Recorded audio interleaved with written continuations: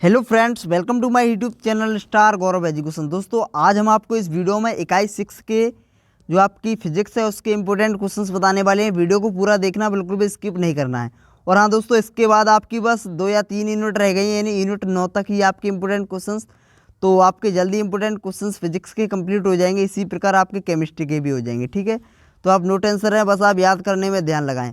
और हाँ, जो आपकी कल न्यूज़ आई थी उसके बारे में, मतलब जो आपके एग्ज़ाम आगे मतलब डेट बढ़ सकती है या फिर नहीं, तो देखिए उसके बारे में अभी तक कोई लेटर नहीं आया है, ना ही कोई एमपी बोर्ड द्वारा कोई अभी न्यूज़ आई है। ठीक है, तो आप बस ऐसा मानिए कि जो आपके एग्ज़ाम है वो टाइम पर ही होंगे, और उसमें मतलब कोई भी ऐसा संचय नहीं है कि आपके एग्ज़ाम टल सकते हैं, बिल्कुल भी नहीं हो सकता है। क्योंकि आपको भी पता है, इससे पहले जो 2021 के एग्ज़ाम थे वो भी आपके स्पेशल परीक्षा करा ली गई थी, और 2020 में भी आपके एग्ज़ाम किस तरीके से लिए गए थे छात्रों के, तो आप देख सकते हो। ठीक है, तो अभी इतना मतलब ज़्यादा खतरा नहीं है, और सभी लोग वैक्सीनेट हो चुके हैं। इस वजह से क्या होगा, आपकी मतलब जो एग्ज़ाम है यानी परीक्षाएं वो ज़रूर होंगी। ठीक है, इसीलिए आप मेहनत करें और याद करें, और इस वीडियो को ज़्यादा से ज़्यादा शेयर करें, ताकि वो जो स्टूडेंट इस भ्रम में बैठे हैं कि परीक्षा नहीं होंगी या फिर पोस्टपोन्ड होंगी या फिर डेट आगे बढ़ेगी, उस भ्रम से निकल जाओ। ठीक है, इसके ऊपर हम एक वीडियो भी बना देंगे।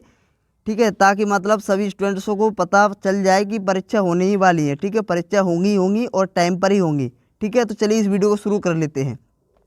और देखिए, वैसे भी हम कनेक्ट मतलब कांटेक्ट कर लेंगे, जो हेल्पलाइन नंबर है उस पर पूछ लेंगे। ठीक है, मतलब बात करेंगे कि जो आपकी परीक्षा है उसकी डेट है वो बढ़ सकती है या फिर नहीं बढ़ सकती है। तो इसके बारे में भी हम आपको वीडियो बनाकर बता देंगे। आप नो टेंशन रहें, बस आप इंपॉर्टेंट क्वेश्चन याद करते चलें।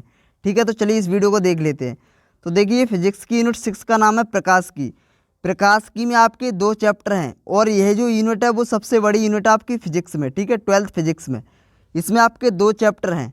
एक तो है आपका किरण प्रकाश की एवं प्रकाशिक यंत्र, पहले चैप्टर का नाम है, और इसमें दूसरा चैप्टर है उसका नाम है तरंग प्रकाश की। ठीक है, यानी इसमें आपके 2 चैप्टर हैं, और आपके दोनों ही चैप्टर बहुत ज़्यादा महत्वपूर्ण हैं। ठीक है, और इनसे आपके सबसे ज़्यादा नंबर के प्रश्न पूछे जा रहे हैं, 14 नंबर के, जिसमें से ओनली 7 नंबर के आएंगे ऑब्जेक्टिव, यानी 1 नंबर वाले प्रश्न आएंगे 7 के, और 2 प्रश्न आएंगे आपके 2 नंबर वाले, और 1 प्रश्न आएगा आपका 3 नंबर वाला। ध्यान रहे। ठीक है, तो इस वीडियो में हम आपको ओनली 2 नंबर वाले प्रश्न बताएंगे और 3 नंबर वाले। ठीक है, और रहे आपके 1 नंबर वाले यानी ऑब्जेक्टिव, वो आप लिंक डिस्क्रिप्शन में दी गई है, वहाँ से आप ऑब्जेक्टिव कंप्लीट कर सकते हो। और ऑब्जेक्टिव कहीं से नहीं बनते हैं, अगर आप 2 या 3 नंबर वाले प्रश्नों को याद कर लेते हो तो उन्हीं में से ऑब्जेक्टिव तैयार हो जाती हैं। ये बात आपको भी पता है। ठीक है, तो चलिए देख लेते हैं। अंक 3 के लिए महत्वपूर्ण प्रश्न देख लेते। देखिए, इसमें वैसे तो टोटल मैंने आपसे पहले ही कहा कि जो यह यूनिट है वो बहुत बड़ी है, तो इसमें प्रश्न भी ज़्यादा ही होंगे। ठीक है, तो इसमें हम आपको लगभग 11 से 12 प्रश्नों पर स्टार लगवाएंगे। ठीक है, वैसे तो इसमें अंक 3 के लिए 17 प्रश्न है टोटल, लेकिन हम इसमें 11 से 12 प्रश्नों पर स्टार लगवाएंगे। तो सबसे पहले आपको स्टार वाले प्रश्नों पर ध्यान देना, यानी सबसे पहले आपको स्टार वाले प्रश्न याद करने हैं। अगर स्टार वाले प्रश्न आपको याद हो जाते हैं तो आप बिना स्टार वाले भी याद कर सकते हो। ठीक है, चलिए, तो इसमें देखिए अपना जो पहला प्रश्न है वो आपका स्टार वाला है। पूर्ण आंतरिक परावर्तन क्या है, इसकी शर्तें लिखो एवं कोई 2 उपयोग लिखिए। तो मैं आप पढ़ूंगा नहीं। ठीक है, डायरेक्टली स्टार लगवाता चला जाऊंगा। ठीक है, क्रांतिक कोण क्या है, तो यह भी अच्छा प्रश्न है। यह दोनों ही प्रश्न बहुत ज़्यादा महत्वपूर्ण हैं, दोनों ही स्टार वाले हैं। और ध्यान रहे, स्टार वाले प्रश्नों को आपको बिल्कुल भी नहीं छोड़ना है। ठीक है, चलिए, लेंस निर्माता का सूत्र लिखिए, या फिर पतले लेंस के लिए अपवर्तन के सूत्र को व्युत्पन्न कीजिए। ठीक है, और इसी सूत्र के द्वारा आप उत्तल लेंस एवं अवतल लेंस का फॉर्मूला भी निकाल सकते हो। ठीक है, तो आप इसी फॉर्मूले के द्वारा उनका भी मतलब फॉर्मूला डिफाइन कर सकते हो। ठीक है, और अगला प्रश्न है, परस्पर संपर्क में रखे 2 पतले लेंसों के सहयोग की फोकस दूरी सूत्र यानी निगमित करना है। ठीक है, फोकस दूरी का सूत्र, तो यह फोकस दूरी का सूत्र 1/f बराबर 1/f1 प्लस 1/f2। ठीक है, तो यह अच्छा प्रश्न है, याद करना चाहो तो कर सकती हो। और जो छठवां प्रश्न है वो आपका स्टार वाला है, बहुत ज़्यादा महत्वपूर्ण प्रश्न है, इसको आपको अच्छे से तैयार कर लेना है। अगला प्रश्न है, संयुक्त सूक्ष्मदर्शी और खगोलीय दूरदर्शी में अंतर लिखिए।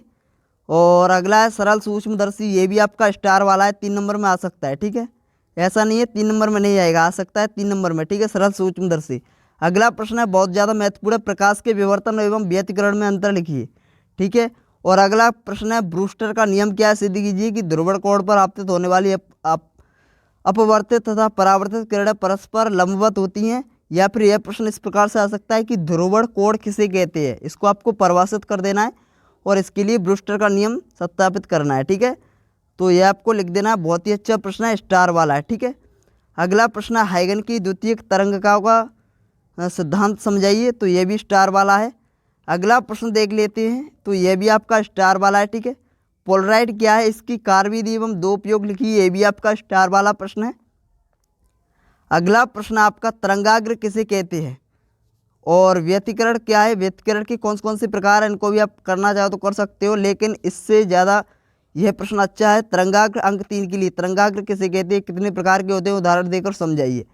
और यह प्रश्न भी अच्छा है, कला संबद्ध स्रोत क्या होती हैं, दो स्रोतों के कला संबंध होने के लिए आवश्यक शर्तें लिखिए, यह भी अच्छा प्रश्न है। और यह तो बहुत अच्छा प्रश्न है, प्रकाश के व्यतिकरण की आवश्यक शर्तें। ठीक है, तो यह प्रश्न बहुत ही अच्छे हैं, स्टार वाले हैं तीनों ही, इनको भी अच्छे से तैयार कर लेना है। तो आपके ये हो गए अंक 3 वाले महत्वपूर्ण प्रश्न। ठीक है, अब देख लेते हैं अंक 2 के लिए महत्वपूर्ण प्रश्न। तो इसमें जो अपना पहला प्रश्न है, प्रकाश का परावर्तन क्या है, परावर्तन के नियम लिखिए, ये आपका स्टार वाला है। अपवर्तन वाला स्टार वाला है। संयुग्मी फोकस दूरी किसे कहती है, ये भी आपका स्टार वाला है। लेंस के आवर्धन से आप क्या अभिप्राय है, यह भी आपका स्टार वाला है। नियमित अनियमित परावर्तन लंबन किसे कहते हैं, लेंस क्या होता है, लेंस की क्षमता एवं फोकस दूरी में संबंध लिखिए। और आपका अगला प्रश्न है, प्रकाश की उत्कर्मणीयता का सिद्धांत और बड़ विक्षेपण क्षमता का परिभाषा और मात्रक सूत्र वगैरह लिखना है। ठीक है, तो आपके 9 जितने भी प्रश्न हैं, 9 तक सभी महत्वपूर्ण प्रश्न हैं। अगला प्रश्न है 10वां पढ़ सकते हो, निकट दृष्टि दोष क्या है, दूर दृष्टि दोष क्या है। ठीक है, अगला प्रश्न है लेंस के प्रकाशिक केंद्र से आप क्या समझते हो। अगला प्रश्न है प्रिज्म किसे कहते हैं, 2 नंबर में आ सकता है। एक बड़ी प्रकाश स्रोत क्या है, यह आ सकता है। वर्णक्रम या स्पेक्ट्रम क्या है, शुद्ध एवं अशुद्ध वर्णक्रम से आप क्या समझते हो, यह अच्छा प्रश्न है। शुद्ध वर्णक्रम प्राप्त करने के लिए आवश्यक शर्तें लिखिए। और यह भी अच्छा प्रश्न है, प्रिज्म द्वारा वर्ण विक्षेपण से आप क्या समझते हो। और खतरे का सिग्नल लाल होता है क्यों, तारे टिमटिमाते क्यों, बहुत ही सिंपल प्रश्न, आपने पढ़े होंगे पहले से। ठीक है, और पानी के अंदर स्थित वायु को बुलबुला जिसका पृष्ठ उत्तल होता है, तो यह भी अच्छा प्रश्न है, इसको भी आपको तैयार करना है। ठीक है, अवतल लेंस की तरह व्यवहार क्यों करता है, तो यह भी अच्छा प्रश्न है। और यह आपका अच्छा प्रश्न है, कारण आपको बता देनी है, इसके आकाश नीला दिखना क्या कारण है, सूर्योदय व सूर्यास्त के समय सूर्य का लाल दिखना क्यों दिखता है, तो इसका कारण बताना है।